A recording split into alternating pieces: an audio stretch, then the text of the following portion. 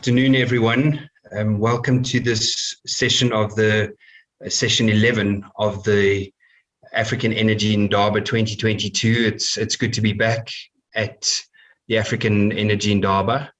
I will be your moderator for this panel discussion this afternoon.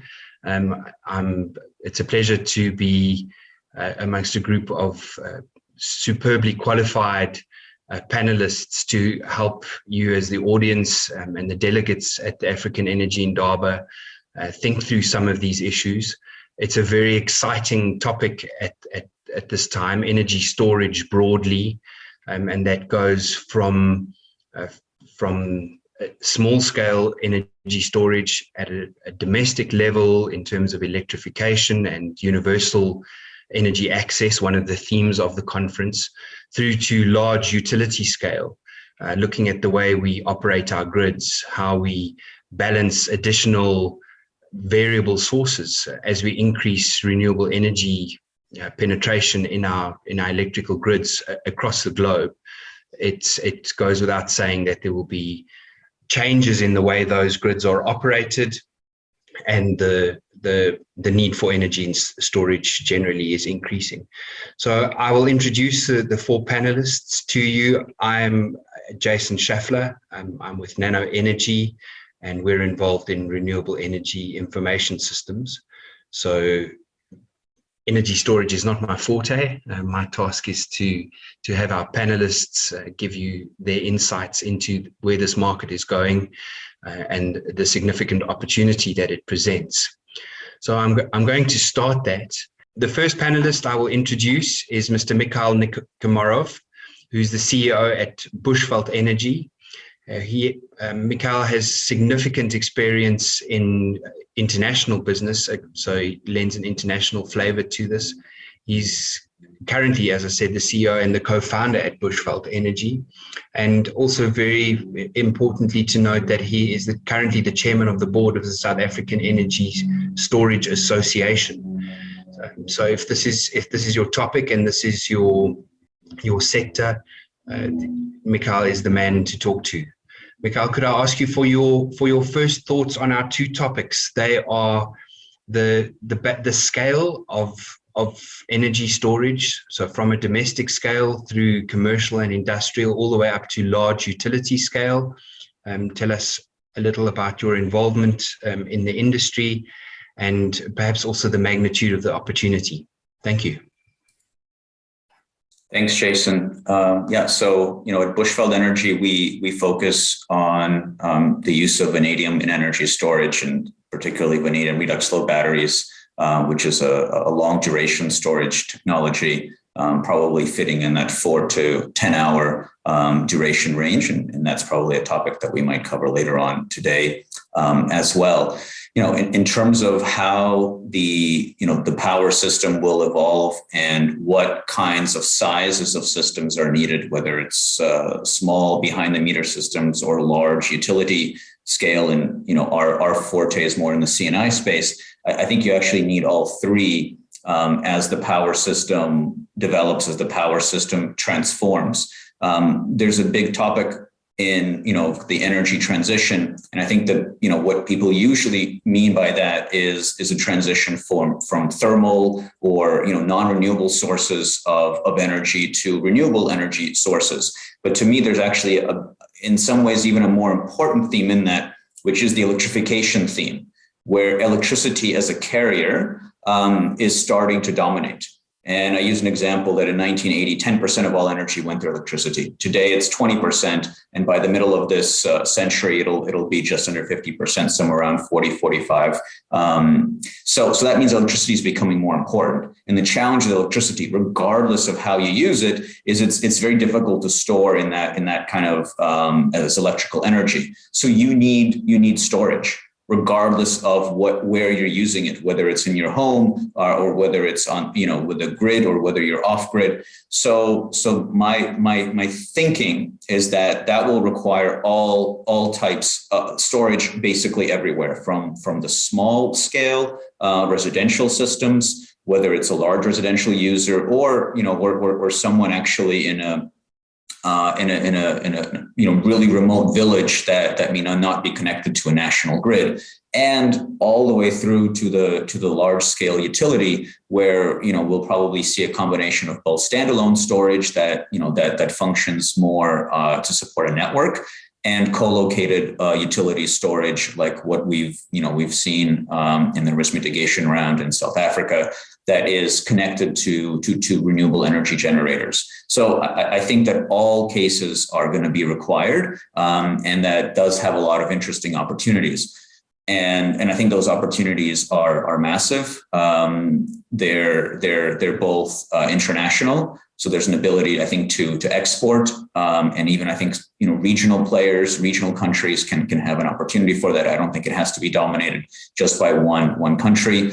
And I think this is where there are definitely opportunities within Africa to not only just be installing these systems, but making components for batteries, but I think but not only lithium batteries, but probably not only batteries as well. So because of this broad range of needs for storage and where it'll be deployed, there's actually likewise a broad range of opportunities in the supply chain, all the way from mining and resources. There's going to be a massive boom there, which we're already seeing, all the way to component manufacturing, assembly, and needless to say, installation, maintenance, development, all of those aspects.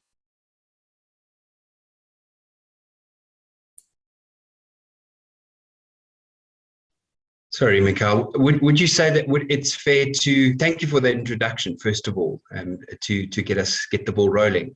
And you make a very interesting point regarding the, what would it be, the electrical component of your total primary energy supply as a carrier, that there'd be more dominance. We have panelists today who will be talking, for example, about alternative energy carriers as storage mechanisms. So gases and solids, of course, for hydrogen in particular, as a storage mechanism. Would you say the rate at which we're needing additional storage capacity is a function of the, I guess, the electrification? If we talk about sub-Saharan Africa, we have a big spread there. South Africa at 95%, and we've got countries as low as 5% electrification, or, with very limited grids. Is the need for energy storage a function of the size of those grids, the sophistication of the markets that operate, and also the actual demand for energy in those situations?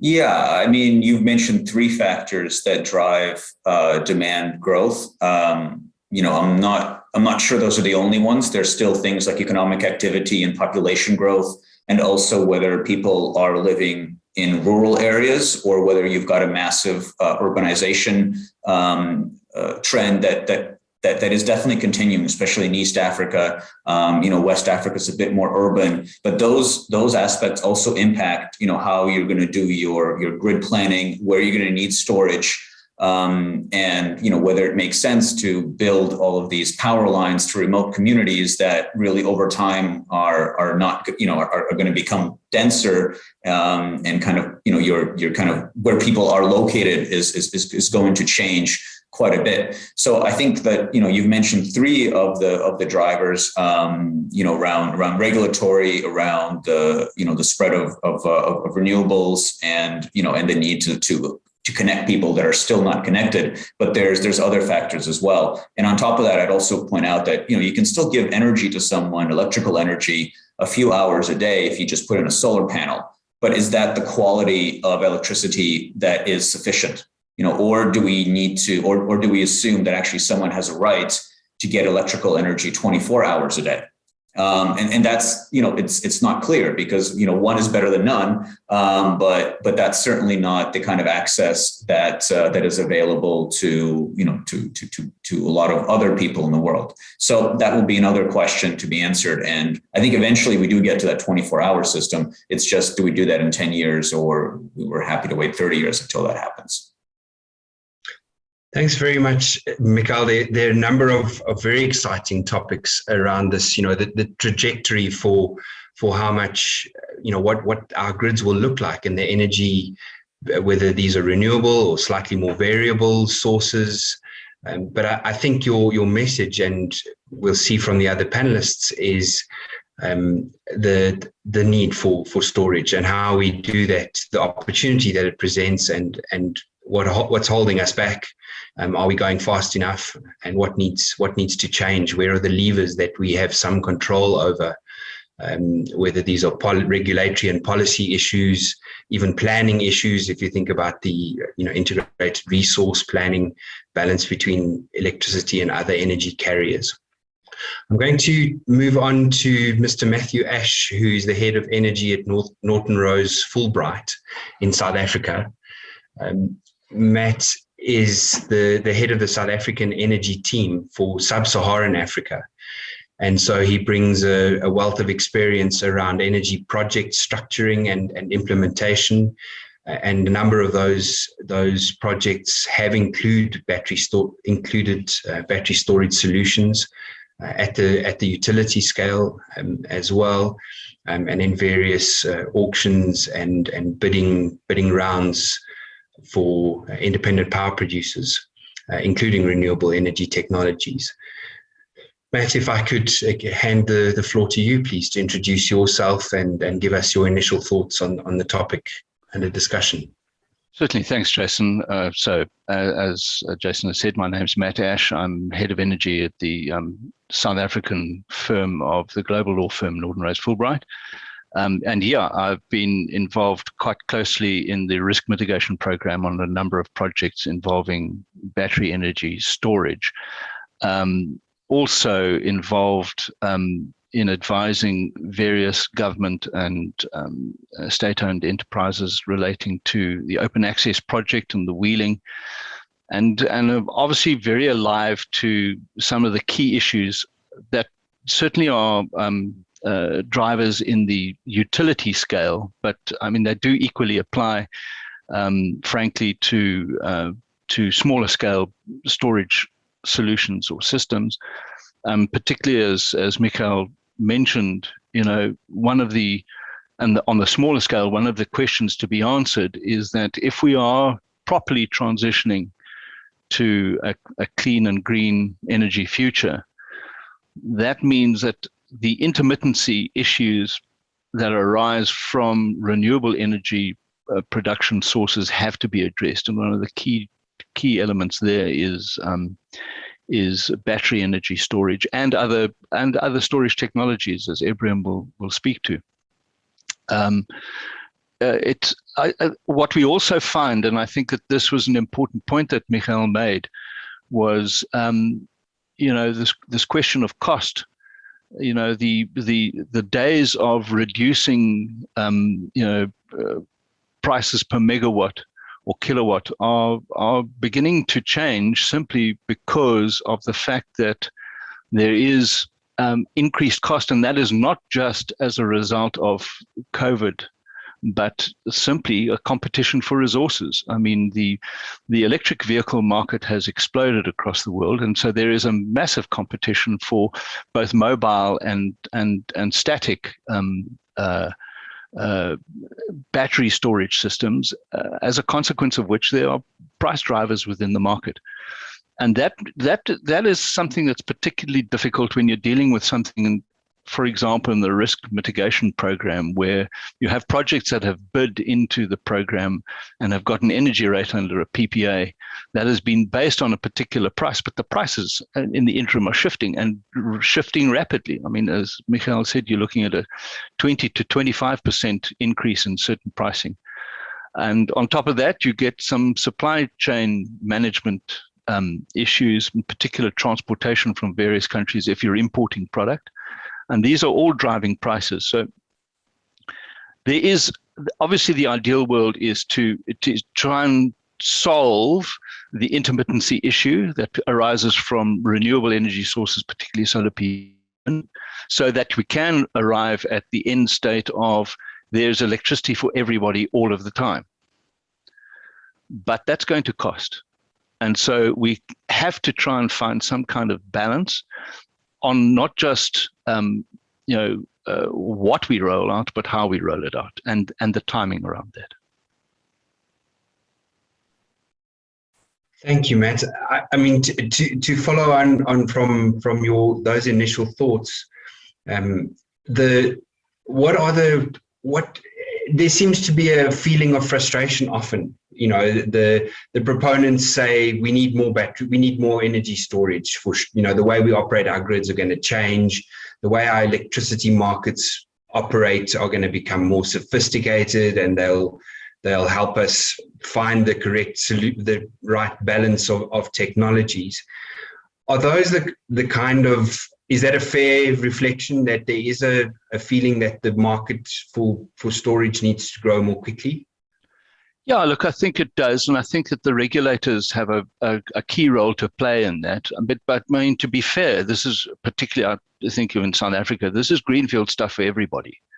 And so, you know, it's kind of an iterative process where everybody kind of moves as best they can to, for example, get the right regulatory framework in, get the right procurement framework in. I mean, particularly as to procurements in South Africa, you know, how do you deal with questions of local content? Is there an opportunity, as Michael will speak to, a massive opportunity to increase local content simply because you've got competition for resources and increasing cost for imported equipment or imported resources. So it's, as I say, it's an iterative process, and I think that, you know, dare I say, we do have to be patient, but we also have to be pragmatic. As the time passes, so the cost of this tech is going to increase, and I think that one needs to be, when I say pragmatically understand what the implications there are of those issues under the procurements that we have, for example, under risk mitigation, where there are battery systems that are integrated with renewable sources. The pricing is shifting, and it's shifting all the time, and those are market drivers globally. It's not like somebody is trying Upwards. to take, and it's not expediency or taking advantage of a particular situation. It is just what the market is. And the longer that we take to roll out of these programs and procurements, the tighter that pinch becomes. I mean, in some way, that's contrary to, you know, to the traditional learn. You know, with increase in market volume, you have learning curves bringing down the price of your technology. And we've always said, oh, well, you know, look at cell phones, look at electric vehicles, and so forth.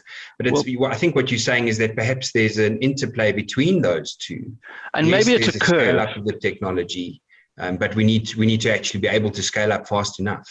Yeah, so I think it's a kind of a curve effect. Is that, you know, there is this competition for raw materials, first of all, and there's also competition for manufacturing capacity. I mean, I will say this to you, that in the risk mitigation program, is that for people to protect and preserve delivery of the kit on time will have meant having concluded what we call, you know, early works agreements, or you know, and to for example, preserve your production slot at a particular manufacturer, because there is such demand globally. And it's not just for, as I say, the static storage systems, but also the mobile ones, the electric vehicles. I mean, Michael will speak to it. The electric vehicle market has just exploded, and yes, all of these resources are competing for the same kind of tech on a lithium type of battery. Right. And there are other opportunities which can be spoken to about how other technologies can come into play in some of these sectors to perhaps reduce the demand, and therefore not have such a pinch on the manufacturing capability or capacity. Right. So there's dynamics. Yeah, and so we'll go up a curve as it pinches, and then maybe there will be excess capacity at some point, and then the price curve will come down. Thanks very much for that. I want to get the other two gentlemen into the discussion. I'm sure the delegates and the audience are also starting to think about questions for panelists, which is working through a chat box function. But our next panelist I would like to introduce is Ibrahim. Ibrahim is the founder and CEO at Green Hydrogen Solutions. So as the other panelists alluded, we have a mix in our panel, which is great. We're not just talking about battery energy storage solutions. There are a number of different energy carriers that can do the job. Ibrahim is the founder and the CEO, as I said, of Green Hydrogen Solutions, and they are focused on the deployment of green hydrogen globally. So it also brings a more global international feel to the African energy indaba, and in fact a continental feel. Importantly, they talk about using their knowledge to assist companies and organizations and countries to meet net zero targets. So there's that element of our discussion as well, the energy transitioning to low carbon energy economies and to low carbon fuels. Ibrahim, if I could ask you for your introduction and your initial comments, please. Thanks, Jason. Thank you for that introduction. So let me start by saying that hydrogen is a main role will be in the hard to abate sectors, and those are steel, chemicals, flight, heavy duty transportation, and fertilizers and chemicals. It will play a role in storage, but in very specific use cases that will be long duration storage. And those opportunities really come from where you're looking at many days and months, and even cross-seasonal storage. And that becomes a very interesting opportunity in certain areas of the world. For example, in California, they're exploring storing energy in winter for use in the summer because they have extremely hot summers and the air conditioners run, creating a significant draw on the power. And then in Europe, there are some areas where you could look at the summer-winter arbitrage opportunity. And in South Africa, we have a difference in peak power requirement between summer and winter between 5 and 7 gigawatts. So what happens is this creates an opportunity where you could store energy in the summer when you have huge volumes of surplus electricity, and then use it in the wintertime. And where that saves energy, if you look at a system-wide approach, is when you don't have to invest in, for example, significant peaker plants or additional capacity to maintain the winter peak. So those are some of the opportunities. The journey to get there is long. We are thinking that it will probably take a decade at least before hydrogen could see any of this happen realistically. But the signs are moving in the right direction. The separation in Eskom, the separation of the grid of the company into three, generation, transmission, and distribution, is an important first step. The next step is then to look at wheeling in day-ahead markets. And day-ahead markets will then introduce some interesting business opportunities where you would have a battery company basically become an arbitrage player. So someone could invest in a huge battery bank or a hydrogen storage facility and buy electrons for sale at a different point in time. And that is when the market will become more efficient.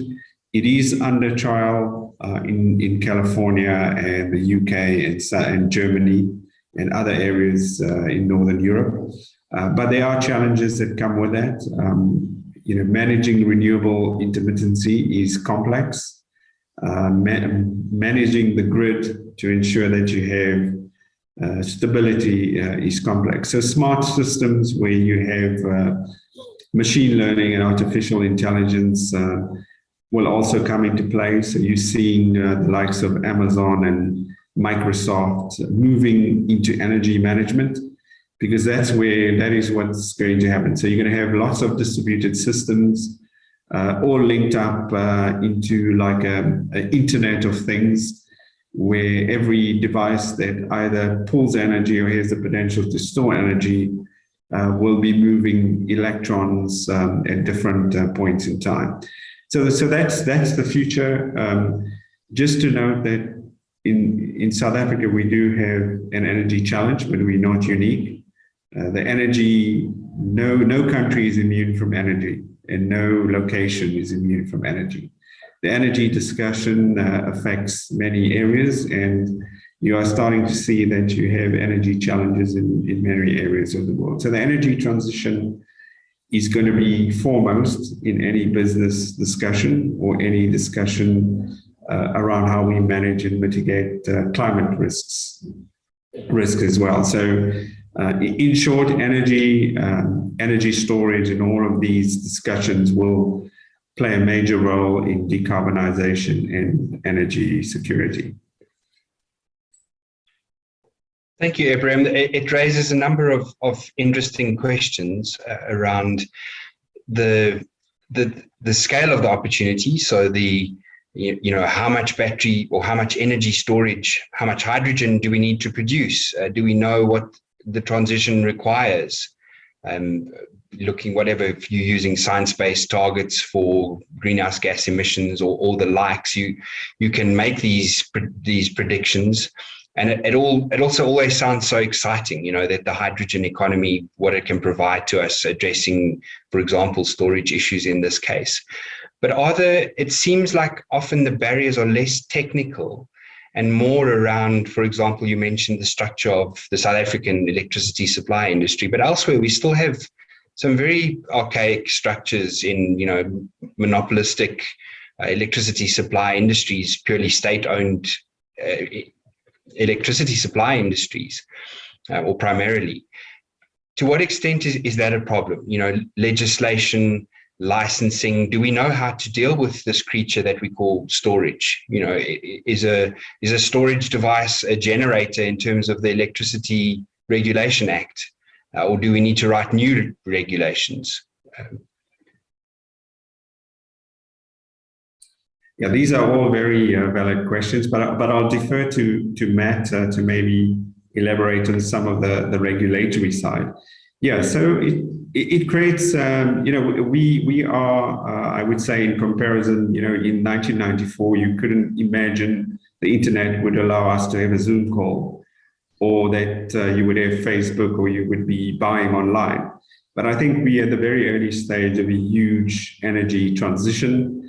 And to paint a picture, of a future, let's say we 10, 15 years from now, your car battery, you'll have a battery at home, most likely. And these batteries will use energy, but also discharge energy to the grid. So you'll be paying and you'll get paid. And that's a way that you might find that home storage will also create an arbitrage opportunity for a homeowner. And then as I mentioned earlier, there'll be other opportunities for a dedicated battery storage company to set up and just buy surplus electricity from households or from the grid or utilities, and then sell them at a different point in time using arbitrage. So there'll be all these interesting business models, some of which we can see, but some of which we could not imagine. And that, when we look back in maybe 10 or 15 years, we'll be totally surprised by how it all evolved. So I think it's a great time to be involved in energy. It is the challenge of our time because we have to figure out how to maintain the lifestyles that we have and do all the things that we do without affecting the environment in a negative way, and trying to keep the temperature increases below 1.5 degrees by 2050. So it's a huge challenge to all the people working in all sectors of energy, whether even if you're in oil and gas, people are looking at net zero, governments are looking at net zero. So we're all in this together to try and move it forward. And storage is going to play a very important role. How you think about storage and how you move green electrons around is going to be quite interesting. And it's going to involve the digitization of electricity, which is what's happening right now. Very exciting. Yes, the overlap between the, well, as you say, the digitization of energy. I think it provides thank you very much for that as an introductory salvo. Our final panelist is Dr. Svet Bailakov, who's the Chief Executive Officer and co-founder at AMP Technologies. Svet is particularly well placed to address some of these issues leading on from our previous panelist, looking at data and systems and the way these technologies can be brought to market in sometimes outdated systems. They look at simplifying the management, particularly of portfolios of commercial solar assets, so commercial and industrial size. I think he's well versed to give us a feeling perhaps for some of the slightly smaller side of the scale. One of the big questions for our panelists today is that balance between large utility scale energy storage and more distributed, locally deployed closer to even the small domestic customer, potentially, energy storage solutions. But throughout all of that, he talks about the unifying and automating way energy data is used by the owners and operators of these energy storage assets, I assume. Svet, if you could introduce yourself briefly and give us your opening thoughts, please. Great. Thanks, Jason, and thanks everyone else for the introductions. As Jason said, I'm one of the founders of AMP Technologies, and my exposure to this is that we work with companies operating portfolios of distributed energy systems. Those are mostly solar hybrid systems. So of the roughly 1,000 or so that we have on our platform across Africa, about half of those have a storage component to them. In terms of the capacity of those systems, we're talking from a couple of dozen kilowatts at the lower end to a few megawatts at the high end. So it's really the commercial and industrial aspect. And one of the things that I wanted to touch on is a bit of a segue from what Ibrahim was talking about on the digitalization of this space. As we see opportunities for individual businesses and households to, let's say, install their own solar, install their own storage, being able to then connect these systems both into a grid but also to each other at larger scale really brings a fascinating set of business models and solutions that become possible.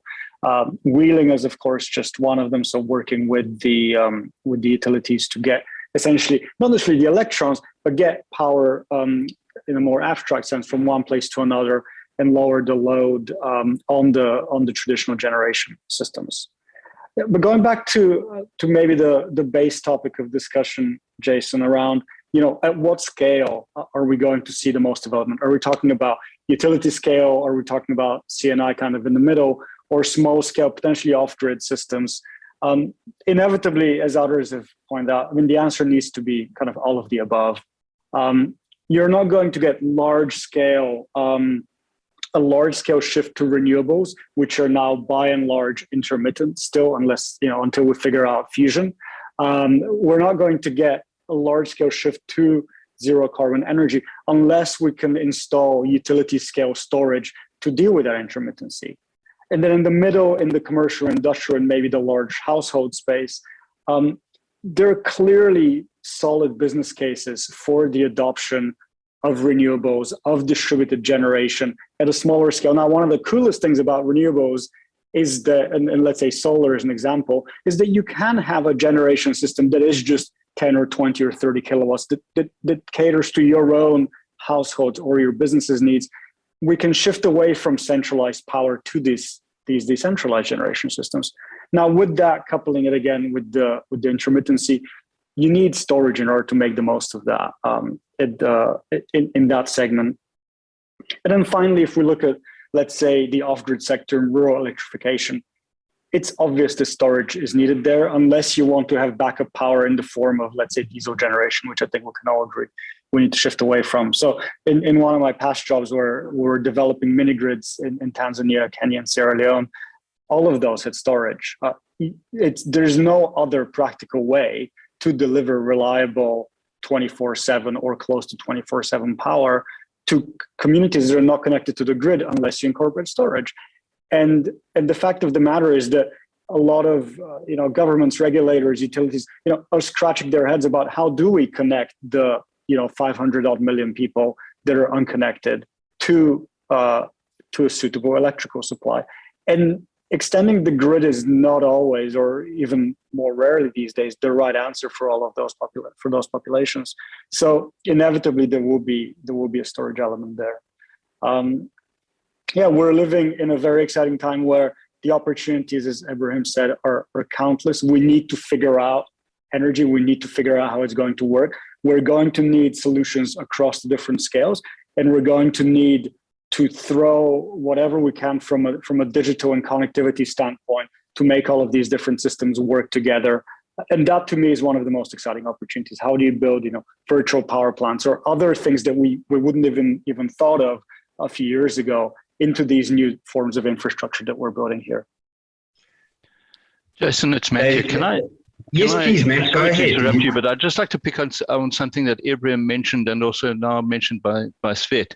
And that's the regulatory space. Okay, so I mean, here in South Africa, there's no doubt that we need some development from a regulatory point of view to cater for storage and battery energy storage systems in particular.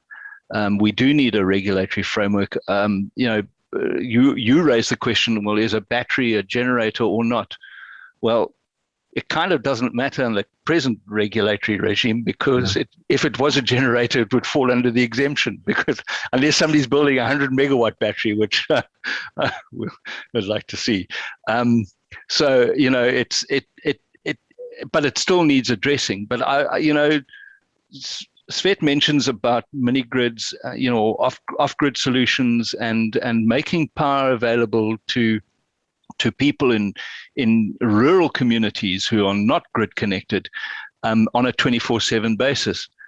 And I think certainly my experience also has been on the continent is that there could be, I believe, and trying to be as diplomatic as possible, some facilitation from the regulators and the lawgivers, if I can put it that way, in those various jurisdictions to facilitate this. I think there's quite a lot of frustration about some impediments about being able to roll these things out because the regulatory frameworks just are either too cumbersome or just too. I hesitate to use the word negative, but I mean they are just very challenging in being able to unpredictable. And yes, you said it. That's it. But so, also, Matt, if I may, in terms of there sometimes seems to be a lag between the technical solution and the regulatory environment. I see Mikhail is, and maybe you want to come in there. That some of this really fancy tech, you want to use your electric vehicle as a hypercar, as a backup for your domestic solution, and then it becomes about all manner of things, for brand vehicles, warranties. If you start to draw power from that vehicle, it's not designed to do that, and there's 1,000 protocols, and you'll void your warranty if you use your vehicle for that. And this is a few kilowatt hours, tens of kilowatt hours, first class lithium ion battery. Would you say that's a fair reflection, that it's sometimes the technical solutions are ready to go, but the planning and the market structures just aren't there? The industry structures aren't in place yet? Yeah, I mean, I think it's not sometimes, I think it's always. The technology always outpaces regulation, and regulation usually comes in and tries to adjust to it. I think that's the challenge when regulators try to future-proof policy. It's almost impossible because you really can't predict where technology will go, how quickly it will go. You can only predict the fact that there's going to be change and there's going to be an innovation. So the question becomes, are you going to let some of that happen and then react to it, or are you going to just try to stop it? Which is probably the worst approach. but if you're trying to maybe protect the status quo, which we're sometimes seeing, then you kind of do a blanket of a no, and that inhibits innovation. But the technology is always there before regulation, and I think that's something that's not unique to countries in sub-Saharan Africa or Africa overall. That's also something that's true elsewhere. I mean, Matt brought up a good example that due to that 100 megawatt cap increase, it doesn't really matter how storage is treated, but you're seeing this challenge in developed economies where there's been deregulation, there's been unbundling of the power system, and there they do actually have clashes between generating plants and system operators about, well, the system operator, whether they're running, let's say, a transmission network, they want to put in storage for reasons around, network efficiency, to avoid expanding a transmission line or a distribution line, which, by the way, is a huge application of storage that sometimes is missed. It's not just about allowing more renewable energy. It's also around reducing the costs and the needs to upgrade transmission and distribution lines, so kind of a wires application. But we've seen situations in the US where there's a clash. Someone wants to install a storage facility at the end of a transmission line, and they get sued by peaking plants because that takes away their revenue. So even though this is a solution that is great for the transmission operator and for society overall, so for the consumers, it actually impacts a business model of a generator. So I just want to stress that we shouldn't think about regulatory challenges as a purely something that is unique to the countries we live in Africa. It's actually it's common. And again, technology is outpacing, and it's not just the hardware, it's also the software, people being innovative in what you can use the technology for. And there's just always going to be that gap. And the key is just to be aware of that and accept it, and maybe let a little bit of that entrepreneurship go, and then try to figure out how policy can come in to create some of the boundaries, that it's not too far, but at the same time isn't completely restrained either. Ibrahim, did you want to go in there? Come in there. Thank you, Mikhail. There are a number of themes. I think the one to run with, the two themes of the conference in terms of the transition, I think we've started to address that. But we're also starting to think a little bit about the universal access. The role in storage is not just megawatt hour scale massive centralized supply of electricity and potentially more renewable electricity, but it could be right down at that scale of a solar lantern with a milliamp hour type battery times potentially hundreds of millions, 500 million people without access to electricity. And the initial services would probably be lighting, access to the formal economy. So there's that one. And then I want to bring in Ibrahim, and maybe Ibrahim, that's what you were raising your hand about. And that's this concept of electrify everything. That at the moment, you had some stats for us. I don't know if it was during our warm-up or in the current discussion, Mikhail, that we've gone from 10 to 20% of energy being supplied as an electricity carrier globally. I think in South Africa, it's somewhere between 25 and 30%. But if we electrify transport, we need more batteries. If we is that a fair reflection? Should we be talking about other energy carriers? Hydrogen in particular, it is both a storage medium, but it's also an energy carrier essentially, and that would push back against that. Maybe they wouldn't all be electric. Not everything would be electric. Ibrahim? Yeah, so as I mentioned earlier, hydrogen's primary use will be in the hard-to-abate sectors, like steel, for example.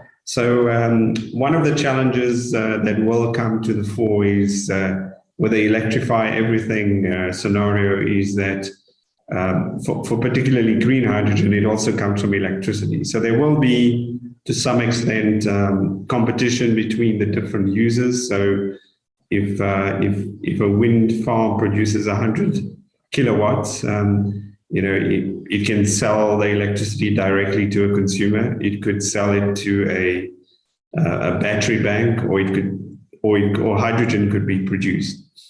But I think this creates the opportunity for the electricity or producers, because now they'll have various demand scenarios that they can look at. You could split the power purchase agreement into guaranteed offtake, and then some variable pricing where they would know that at certain times of the day they could charge a higher price. They could know that at certain times of the day there's no demand, but then they could sell it to a battery storage bank or to a hydrogen facility. So those are the things that will come. Hydrogen in storage is not efficient. So the round trip efficiency of hydrogen is about 35%. So it makes much more sense for electric vehicles and for shorter duration storage to use batteries. That's the clear economics. But where hydrogen can play a role is if you have so much energy that's not available, that's surplus, as I mentioned, cross-seasonally, like in December and January, you'd be sitting, as we get more wind and solar, there would actually need to be curtailment, like in the UK and in Europe during July and August, when everyone leaves to go on holiday and it's the height of the summer and your daylight hours extend to like 17, 18 hours. They have a problem where they have contracts for difference, where electricity prices go negative. So South Africa is going to get there, where you're going to have this huge challenge where if all the wind farms are blowing and it's a great summer day in the Northern Cape, for example, or the Western Cape, where you have long days, you then have to find a way to move that. So not all of that can be stored with batteries, and that's where hydrogen could play a role. But generally, I think where things are going at the moment, you're looking at batteries are clearly more efficient, they're clearly more cost effective, and for short duration storage and for smaller vehicles, batteries are lithium ion and vanadium flow, and those type of batteries are going to be the predominant use case, and hydrogen will have its application, but in certain use cases for energy storage. So it sounds like it's basically a given as we transition to a more environmentally benign electricity or energy system. Storage is going to be a central part of that in one way or another. That they're horses for courses. There's appropriate technology for specific need cases. But I want to come back a little bit to perhaps to move away from the technical innovation and think about business innovation. The way business is done. And maybe a number have mentioned arbitrage, for example, or different ways of, that someone would simply buy power at one price and then provide it at another load profile, for example, sitting between a large centralized utility and your municipality. Are those opportunities real? Are we moving there fast enough? Are they helping drive the way we supply electricity to all sectors? I'm not sure. I haven't addressed that to anyone specifically. Svet, maybe if you'd like to start us off, take us in that direction. Sure. Well, I'd say the opportunity is definitely there. There's no question about it. And I think you gave a really good example use case. I think a lot of, let's say, regulators have put in favorable frameworks for this in places the ones that come to my mind are mostly in the US and Europe. So from what I've seen, that isn't the case across most of Africa. Yeah, I think in Africa, sort of where regulations moving towards is, things like net metering and feed-in tariffs, at least at the sort of at the behind the meters level, right? So I think we need to get there, and we need to make sure that the ways that storage can provide, grid balancing services and things like that, and also to the example that was given earlier by Miho around the wires equivalent. So allowing utilities to reduce the capacity needed, or eliminate the build out of additional infrastructure through storage. Those are, to my knowledge, not use cases that are very well developed on the continent. And I think that's where regulation needs to catch up with the available technology. That's my perspective. Maybe Matt in particular is more familiar on the storage, on the regulatory element there. Mikhail, you want to come in on that? Yeah, I mean, I think, so we spend a lot of time in South Africa looking at where the use cases are. And so you mentioned like arbitrage, and the regulatory structure does make it very hard to just create a business case around just one use case. So if I wanted to just put in a battery behind the meter in South Africa, maybe on some municipal grids, we're getting close to a business case, but really you basically have a situation where that's driven by 3 months, where you have a fairly extreme tariff structure, which are the winter months, and then you have 9 months where the battery is not really adding a lot of value once you take into account that it does have some efficiency losses and things like that. So really what you need is multiple uses, multiple benefits that are derived from storage for a user. So let's say an extreme situation, someone's completely off grid. Is diesel displacement enough, or is there something else the customer is getting? For example, migration from a dirty source of electricity to a clean source, which may be part of their ESG mandate. That is a corporate requirement. So it's not, that they're gonna say, it's not important that I save money on this use case of, let's say, solar and storage, and then diesel is just a 10% or 15% backup for seasonality, which, by the way, could be hydrogen at some point if someone wants to get to a fully clean solution. But I am going to value the fact that I'm displacing all of that diesel.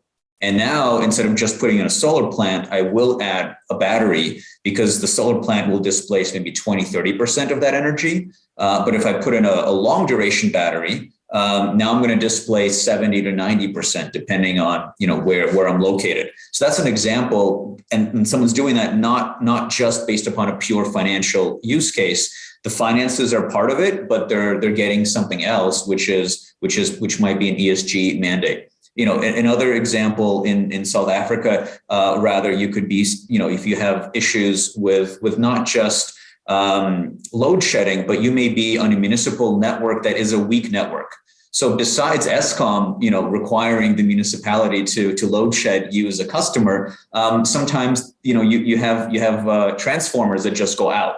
So now you've got to budget all of those things, and you've either got backup diesel gensets that might be now running more. So you're putting in storage. You're saying, okay, I can use that to both arbitrage sometimes. Maybe I'm going to put in some solar, and I can put in more solar because I have the space. Although if you're in a municipal network, you may not have space for that. It's going to help me because I don't need to put in diesel gensets, because it's not just load shedding, but it's also municipal issues.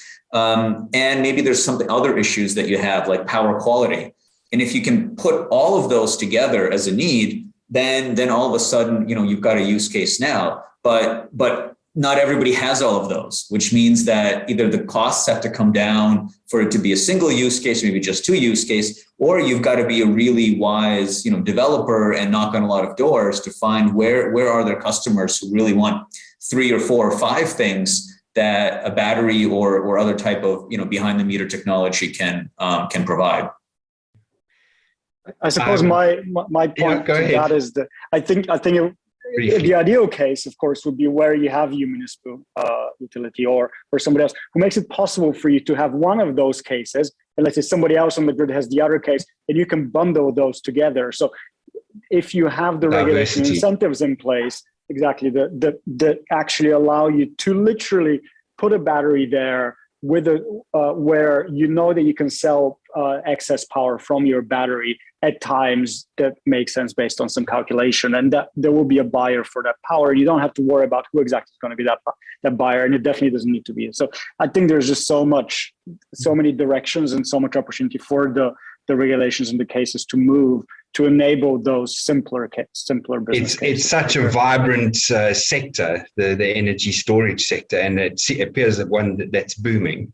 Our audience knows who to connect with, and I think the African Energy Indaba does that well. I'm going to ask panelists to provide a closing statement, if you would, please. And I'm going to start with you, Matt, because Mikhail's fresh off the mic, and then I'll come back to you again.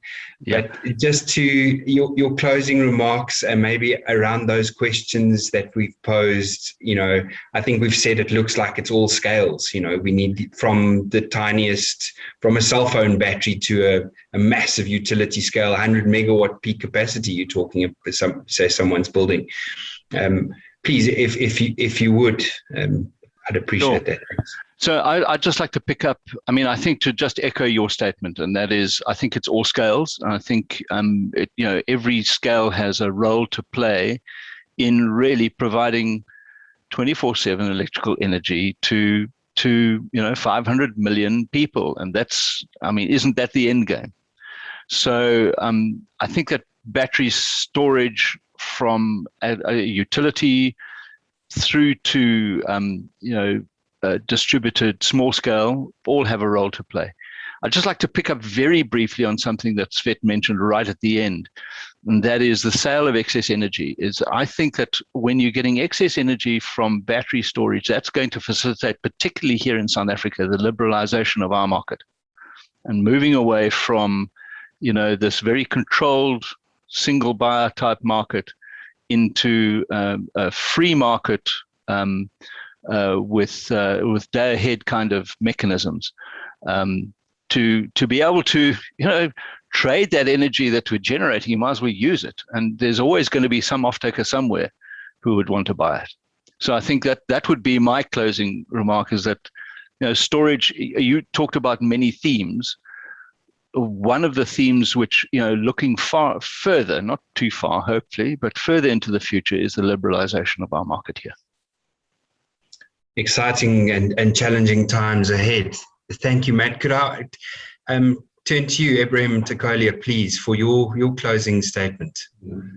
Yeah, I think, as I mentioned earlier, I think we at the very early stages of the digitization and the transformation of energy. There are business models that we know about that are going to emerge, but there are also business models that we don't know about. But I do think that with technology and some foresight in terms of regulations, we can solve the energy challenge. The energy challenge is not unique to South Africa. It's a global challenge.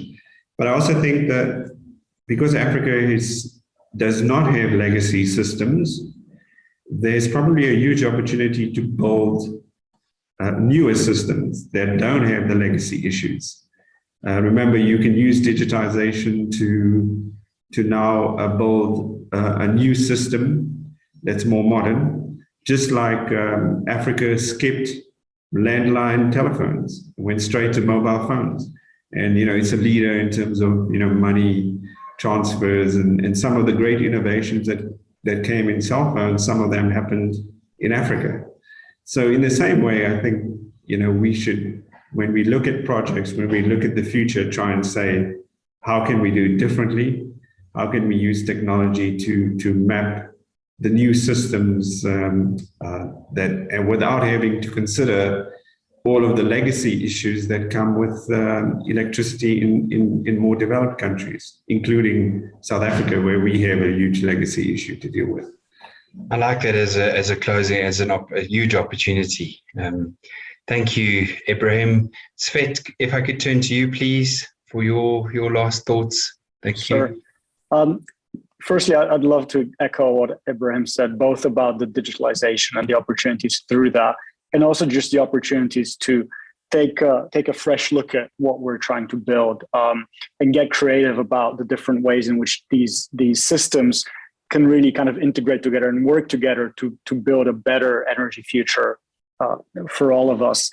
And a part of that's a sort of reflection I had in this conversation is that, just a few decades ago, it was unthinkable that people, households or small businesses would be generating and trading their own power. And the fact that we have been able to move to such an exciting and vibrant space where I can have a battery in my home and potentially connect to the grid, provide services to the grid or to other energy users, or generate power through my solar panels, etc. I mean, that's mind-blowing in many ways. And I think what's going to come from the next few decades is going to be really exciting. I think I can concur with that one. Thank you, Svet. Mikhail, I'll leave the last word to you, please. Sure, just maybe three thoughts in closing. I'm going to pick on what Ibrahim mentioned, that this concept of leapfrogging, and certainly there's two leapfrogs that I think Africa is doing. One is we don't need all the transmission infrastructure that other countries have had to build. We can electrify that last mile, or probably the last 100 miles, through renewable energy and storage. And then the second one, which I don't think is talked about as much, is the need to we don't need gas or natural gas as an intermediary. We can actually leapfrog that.